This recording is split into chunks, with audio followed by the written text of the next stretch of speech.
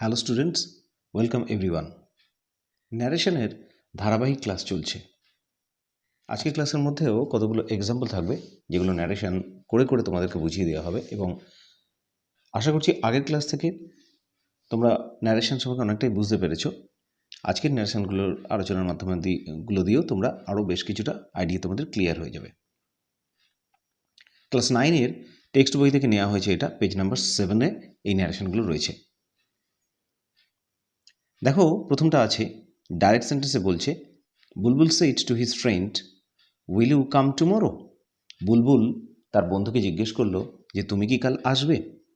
এটা শুনেই আমরা বুঝতে পারছি যে এটা একটা ইন্টারোগেটিভ সেন্টেন্স বা একটা প্রশ্নবোধক বাক্য। সেই জন্য আমাদেরকে প্রথমেই এই সেইড টু কথাটাকে আজকে পরিবর্তিত করতে হবে। তাহলে সেন্টেন্সটা এভাবে আমরা শুরু করতে পারি, বুলবুল asked his friend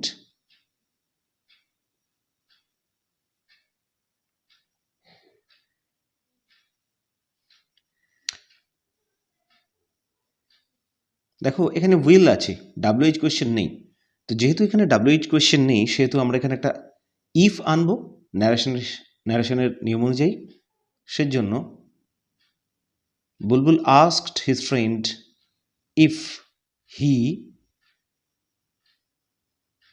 or she, কারণ ছেলের নামে এখানে আমরা পরিষ্কার বুঝতে পারছি না, তাই হি বা শি এভাবে আমরা ইউজ করতে পারি কথাটা, হি অর শি। দেখো, এখানে উইল আছে, এই উইলের পরিবর্তে এই উইলটা উড হয়ে যাবে, কারণ এই যে রিপোর্টিং ভার্ব এটা এমনিতেই পাস্ট টেন্স আছে। সে কারণে আমাদের এই ভেতরের যে জিনিসটা, এই ভেতরের জিনিসটাকে আমাদেরকে পাস্ট টেন্সে পরিবর্তিত করতে হবে। সেজন্য এখানে হলো ইফ হি অর শি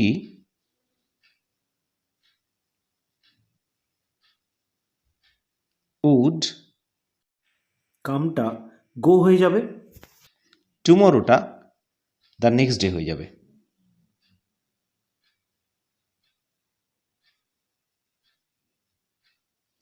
তাহলে পুরো সেন্টেন্সটা দাঁড়ালো, Bulbul asked his friend, Bulbul তার বন্ধুকে জিজ্ঞেস করলো, if he or she would go the next day, সে পরের দিন আসবে কি না। পরের সেন্টেন্সটা দেখো, ডাইরেক্ট সেন্টেন্সে আছে, Poulami says I am fine. Poulami বলে, পৌলমি একজনের নাম, পৌলমি বলে যে আমি ভালো আছি। তাহলে এটা আমরা দেখতেই পাচ্ছি যে এই যে সেইজ কথাটা আছে মানে রিপোর্টিং ভার্ব, এই রিপোর্টিং ভার্বটা এখানে প্রেজেন্ট টেন্সে আছে।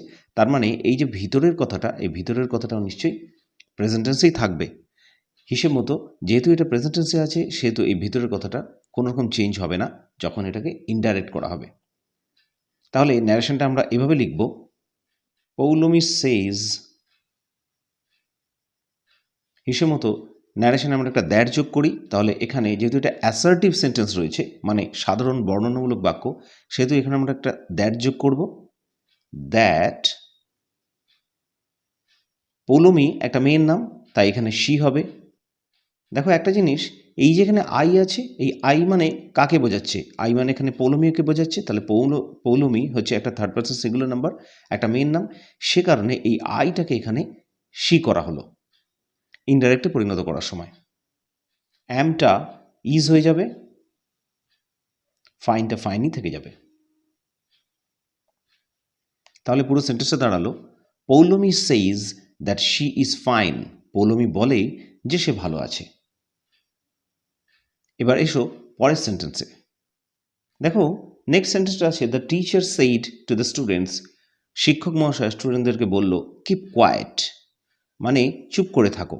এই যে কিপ কোয়াইট, এইটার দ্বারা আমরা বলতে পারি যে এখানে একটা অর্ডার বোঝানো হচ্ছে। তাহলে আমরা যখন এটাকে ইনডাইরেক্ট করব, এটা তার মানে একটা ইম্পারেটিভ সেন্টেন্স, অর্ডার বা রিকোয়েস্ট ইত্যাদি বোঝালে ইম্পারেটিভ সেন্টেন্স হয়। তাহলে এটা যখন আমরা ইনডাইরেক্ট করব, তখন আমরা এভাবে লিখব, দ্য টিচার অর্ডার্ড। এই যেখানে তোমরা সেট টু দেখতে পাচ্ছ, এই সেট টুর পরিবর্তে অর্ডার কথাটা ব্যবহার করব আমরা। এটা পাস্ট টেন্সে আছে, তাই এখানে অর্ডার্ড হবে, অর্ডার্ড দ্য স্টুডেন্টস। আমরা জানি যে অর্ডার অথবা রিকোয়েস্ট এই জিনিসগুলো হলে আমরা একটা টু ব্যবহার করি, তাহলে এখানে তারপর একটা টু হবে। টু, এই যে কিপ কোয়াইট কথাটা, এই কিপ কোয়াইট কথাটা এরকমই থেকে যাবে। তাহলে পুরো কথাটার মানে দাঁড়ালো, the teacher order the students to keep quiet. শিক্ষক মহাশয় তার ছাত্রদেরকে আদেশ করলো চুপ করে থাকতে। কিপ কোয়াইট মানে চুপ করে থাকা।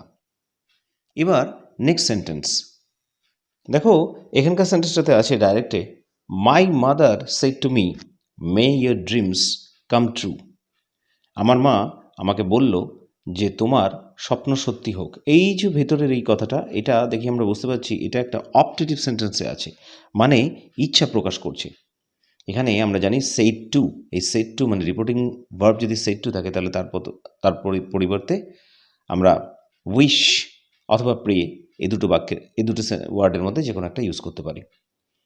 তাহলে ন্যারেশনটা ইনডাইরেক্ট যখন লিখব আমরা এভাবে লিখতে পারি, মাই মাদার উইশড মি, এখানে আমরা জানি একটা দ্যাট যোগ হয়, দ্যাট মাই, দেখো এখানে কথাটা হচ্ছে এর ভিতরের কথাটা আছে, মানে এই যে রিপোর্টেড স্পিচে কথাটা আছে মে ইয়োর ড্রিমস কাম ট্রু, তোমার স্বপ্ন সত্যি হোক। তাহলে এই ভিতরের কথাটাকেই আমাদেরকে চেঞ্জ করতে হবে, সেই জন্য আমরা এখানে লিখবো এই যে ইয়োর ড্রিমস কথাটা এখানে মাই ড্রিমস হয়ে যাবে, দ্যাট মাই ড্রিমস। দেখো এখানে মে আছে, এই যে মে কথাটার পরিবর্তে আমরা মাইট ইউজ করব, সুতরাং এটা হবে মাইট। আর ট্রু কথাটা, কাম ট্রুই থেকে যাবে। তাহলে পুরো কথাটা দাঁড়ালো, my mother wished me that my dreams might come true. এটা ভবিষ্যৎ হলো, এখানে মেয়ের পরিবর্তে মাইট ইউজ করা হয় ইচ্ছাবোধক বাক্য প্রকাশ করতে। পরের প্রশ্নটা দেখো, এখানে ডাইরেক্টে আছে দ্য স্টুডেন্টস সেইড, ছাত্রেরা বলল, sir please allow us to play in the field. তার মানে ছাত্ররা শিক্ষককে অনুরোধ করলো যে স্যার আমাদেরকে আপনি মাঠের মধ্যে খেলতে দিন। এটা আমরা দেখেই বুঝতে পারছি যে এটা একটা ইম্পারেটিভ সেন্টেন্স, মানে অনুরোধমূলক বাক্য, প্লিজ আছে বলে। সুতরাং আমরা ন্যারেশনটা এভাবে করব। দেখো এখানে স্যার কথাটা বলেছি, মানে আমাদেরকে ধরে নিতে হবে যে ছাত্ররা তাদের শিক্ষককে অনুরোধ করছিল। The students requested their teacher, আমরা জানি এখানে একটা টু ব্যবহার করতে হয়, কারণ এটা একটা imperative sentence. Two allow them in the field. তাহলে এখানে পুরো কথাটা দেখো, the students requested their teacher, মানে স্টুডেন্টেরা তাদের টিচারকে রিকোয়েস্ট করলো। যেহেতু এখানে একটা প্লিজ আছে তাই আমরা এই কথাটা এখানে রিকোয়েস্ট ব্যবহার করতে হবে। Requested their teacher to allow them in the field, তাদেরকে মাঠে অ্যালাউ করতে, খেলার জন্য অনুরোধ করলো। ইম্পারেটিভ সেন্টেন্সে আমরা জানি যে যদি রিকোয়েস্ট বা অর্ডার করা হয় সেখানে একটা টু ব্যবহার করতে হয়, তাই এখানে এই টুটা ব্যবহার হলো, এবং তারপরে ভার্বের প্রেজেন্ট টেন্স ব্যবহার হলো অ্যালাউ।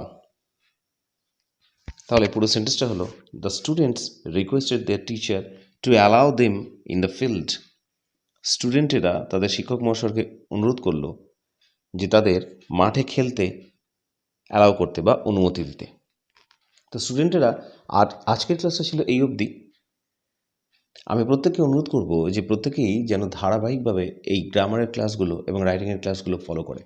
একটা সময় ধরে এগুলো ফলো করতে করতে ডেফিনেটলি আমার বিশ্বাস যে স্টুডেন্টরা নিশ্চয়ই উপকৃত হবে। থ্যাংক ইউ অল, দেখা হচ্ছে আবার নেক্সট ক্লাসে।